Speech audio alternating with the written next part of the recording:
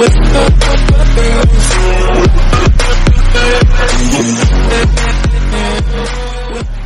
यादव आज आपके लिए लाया हूँ एक नया वीडियो जिसमें हम बीएससी एग्रीकल्चर 5th सेमेस्टर का एग्जाम पेपर सॉल्व करेंगे, जो है disease of field and horticulture crop and their management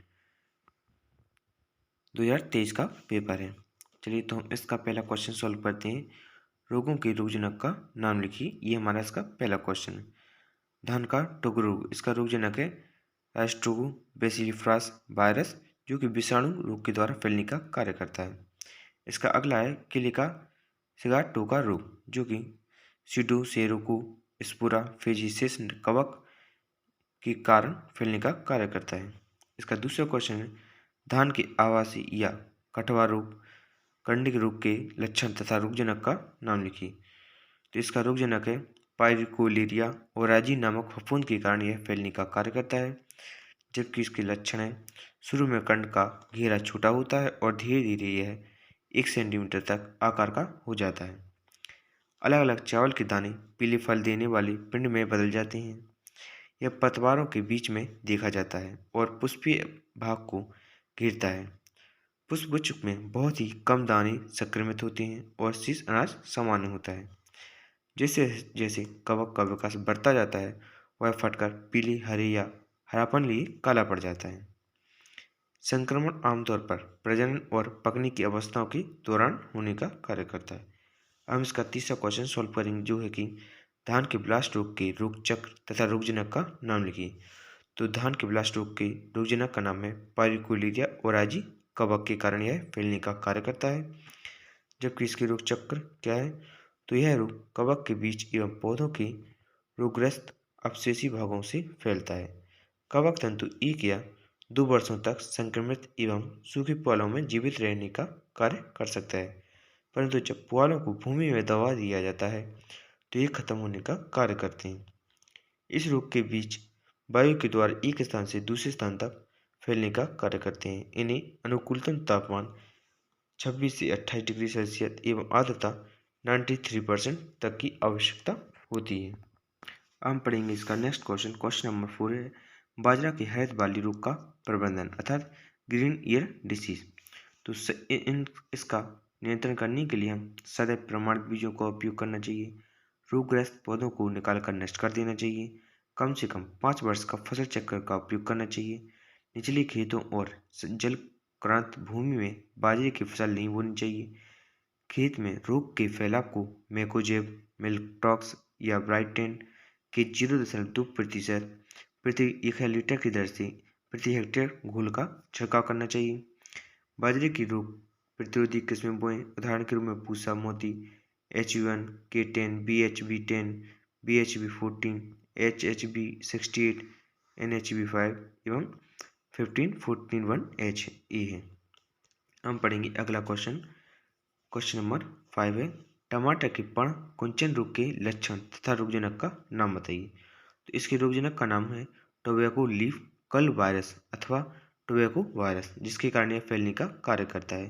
तथा इसके लक्षण क्या हैं, तो इस रोग के प्रमुख लक्षण पौधों की पत्तियों का छोटा रह जाना है तथा नीचे की ओर मुड़ी हुई और एक स्थान पर एकत्रित दिखाई देती हैं। पत्तियों का खुरदरा मोटा हो जाना रोग के सामान्य लक्षण है। इस प्रकार की पत्तियों का आकार छोटा रह जाता है तथा रोगी पौधों की वृद्धि अवरोध के कारण संपूर्ण पौधा बौना रह जाता है तथा रोग अधिक होने के कारण पौधे पीले रंग के हो जाते हैं। अब पढ़ेंगे हम इसका क्वेश्चन नंबर 6 है, जो कि बाजरा के मृदु रोग में आस्था रोग की रोकथाम एवं रोगजनक का नाम बताइए। तो इसके रोगजनक का नाम है स्क्लेरो स्पोरा कैर्मिनिकोला। जबकि इसके लक्षण क्या हैं, तो इसके लक्षण निम्नलिखित हैं, जैसे पत्तियों पर मृदु रोग में आस्था अवस्था, रोगग्रस्त पौधे हल्के पीले, छोटे एवं कमजोर रह जाती हैं तथा इनकी पत्तियां हरिहीनता के कारण पत्तियां पीली या सफेद हो जाती हैं। हरित वाली अवस्था में इस रोग के प्रमुख लक्षण बाजरी बाली पर दिखाई देती हैं। रोगग्रस्त पौधों में ये बालियां बनती नहीं हैं। और इसका तीसरा पॉइंट है प्रो एवं काली प्ररूपता में रोगग्रस्त पौधों में दोहिजा बहुत अधिक निकलती हैं और वह बोने एवं झाड़ी सदस्य हो जाते हैं।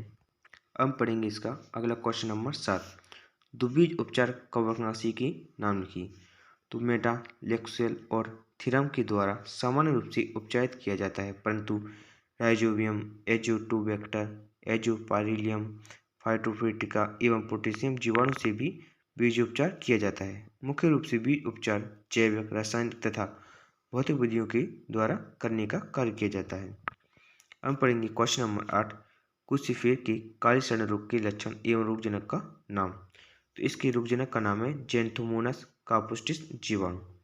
जबकि इसके लक्षण क्या है? तो मुख्य लक्षणों में पत्तियों के किनारों पर पीले तिकोने धब्बे दिखते हैं, जो बाद में पत्ती पर अंदर की तरफ बढ़ती हैं। जैसे जैसे रोग बढ़ता है, पत्ती का पीलापन हिस्सा बढ़ जाता है और ऊतक मृत होने से भूरा पड़ जाता है। रोग के अंतिम चरण में पत्ती की सिराएं काली पड़ जाती हैं। इसी कारण यह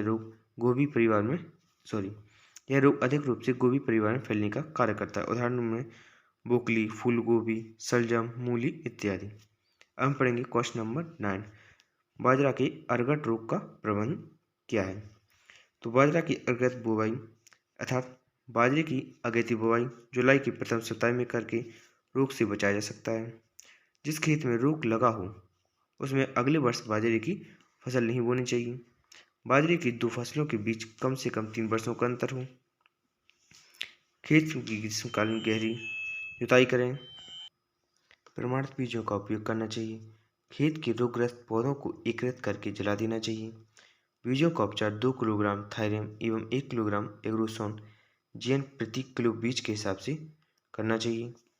बाजरे की रोग प्रतिरोधी उन्नत किस्म जैसे RH1 MP31 को उपयोग में करना चाहिए।